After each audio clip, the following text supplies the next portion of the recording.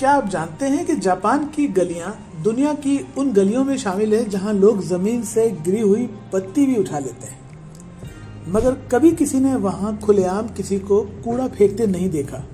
और हैरत की बात यह है कि वहां हर सड़क पर कूड़ेदान मौजूद भी नहीं होते। तो फिर आखिर जापान इतना साफ कैसे है? आज की वीडियो में हम जापान के सफाई कल्चर को सिर्फ जाहिरी तौर पर नहीं बल्कि इसकी रूह, तालीमात और समाजी तरबियत की गहराई में जाकर देखेंगे।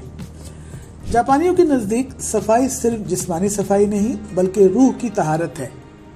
ये तस्वुर सदियों पुरानी मजहबी और सकाफती जड़ों से जुड़ा हुआ है। शिंतो मजहब में एक नजरिया है खाईगैरे यानी नापाकी। ये नापाकी न सिर्फ जिस्मानी हो सकती है बल्कि जहनी, रूहानी या इखलाकी भी। इसलिए शिंतो इबादत में शिरकत से पहले सफाई एक लाजमी शर्त है। जैन बुद्धिज्म भी सफाई को सुकून, सादगी और फिक्री पाकीज़गी का जरिया समझता है। यही वजह है कि जापानी लोग न सिर्फ अपने घर, कपड़े और जिस्म साफ रखते हैं बल्कि वो अपनी सोच, नियत और अमल को भी साफ करने की कोशिश करते हैं। अगर आप टोक्यो, ओसाका या क्योतो जैसे शहरों में घूमें तो एक सवाल जहन में जरूर आएगा, आखिर कूड़ेदान कहाँ है? आपको कहीं कूड़ेदान नजर ही नहीं आएंगे। अगर आपने कोई बिस्किट या चॉकलेट का लिफाफा अलग किया है तो आप उसे हाथ में लिए ढूंढते रहेंगे, लेकिन आपको कहीं पे कोई कूड़ेदान नजर ही नहीं आएगा, सिवाय 7-Eleven या लॉसन वगैरह में। जापान में 1980 की दहाई में कुछ बड़े बम धमाकों के बाद पब्लिक डस्टबिन कम कर दिए गए थे ताकि सिक्योरिटी को बेहतर बनाया जा सके। उसके बाद से जापानियों ने खुद पर इन्हिसार करना सीखा कूड़े फेंकने के मामले में। आज अगर कोई जापानी सड़क पर चिप्स खाता है तो खाली पैकेट वो अपने बैग में रखता है और घर जाकर उसे तल्फ करता है। एक मशहूर व्लॉगर ने कहा था, जापान में सड़क पर कुछ फेंकने से पहले लगता है जैसे जमीर चीख उठेगा। यही वो तरबियत है जो नस्ल दर नस्ल जापानियों में मुंतकिल हो रही है। जापान में सफाई सिखाने का अमल बचपन से शुरू होता है और स्कूल में इसको बेहतरीन तरीके से सिखाया जाता है। स्कूलों का इसमें बहुत अहम किरदार है। जापानी स्कूलों में ओ सोजी एक रोजाना की एक्टिविटी है।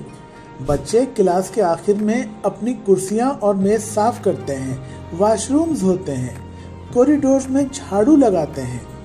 ये सब काम बगैर किसी नौकर या बगैर किसी स्टाफ के किए जाते हैं। उनके स्कूलों में अलग से सफाई के लिए स्टाफ नहीं रखे जाते। यूनिसेफ के मुताबिक जापान वो मुल्क है जहां बच्चों में सफाई की तरबियत दुनिया में सबसे बेहतर है। इसका मकसद सिर्फ सफाई नहीं बल्कि आजिज़ी, इज्तिमाई जिम्मेदारी और एहतराम सिखाना। दुनिया जापान की सफाई पर हैरान है। BBC लिखता है कि जापान में सफाई करने वाले दिखाई ही नहीं देते, मगर सफाई हर जगह मौजूद है। CNN में लिखा है कि ये वो कौम है जहां कचरा फेंकने से पहले इंसान का ज़मीर जाग उठता है। UK के अखबार द गार्जियन का तबसरा है कि जापान ने सफाई को नारा नहीं, तहजीब का हिस्सा बना दिया है। यही वजह है कि जापान का दारुल हुकूमत टोक्यो दुनिया के चंद साफ तरीन मेगा शहरों में से एक है, हालांकि इसकी आबादी 4 करोड़ से जायद है। जापानी सोसाइटी में सफाई कोई मुहिम या इवेंट नहीं बल्कि एक रोजमर्रा अमल है। सबवे स्टेशन, पार्क्स और शॉपिंग मॉल्स में सफाई मशीन की तरह मुसलसल जारी रहती है। होटलों में ग्राहक अपनी मेजें खुद साफ करते हैं। यहाँ तक कि फायरवर्क फेस्टिवल के बाद हजारों लोग अपना कचरा खुद जमा करके उसे ठिकाने लगाकर जाते हैं। ये सब किसी कानून या जुर्माने की वजह से नहीं है बल्कि ये शऊर, तरबियत और खुद एहतसाबी की वजह से होता है। तो सवाल ये है, क्या हम पाकिस्तानी या भारतीय और बांग्लादेशी इससे कुछ सीख सकते हैं? जी हाँ, बिल्कुल सीख सकते हैं। इस्लाम सिखाता है कि सफाई निस्फ ईमान है, मगर हमने सफाई को सिर्फ बाहर वालों की जिम्मेदारी समझ लिया है। हमारे बच्चे अगर स्कूल में सफाई करें तो हम कहते हैं ये क्या किया, ये तो नौकरों का काम है।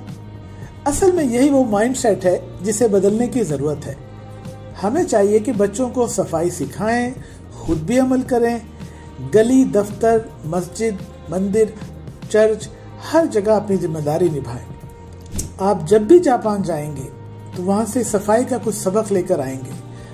आपको हर जगह सफाई, हर मोड़ पर, हर खामोश गली में और हर रोशन चेहरा याद दिलाएगा कि सफाई एक अमल नहीं है, एक जिंदगी का फलसफा है। आइए हम सब इस फलसफे को अपनाएं और अपने मुल्क को एक ऐसा मुल्क बनाएं जहां गंदगी नहीं, शऊर बस।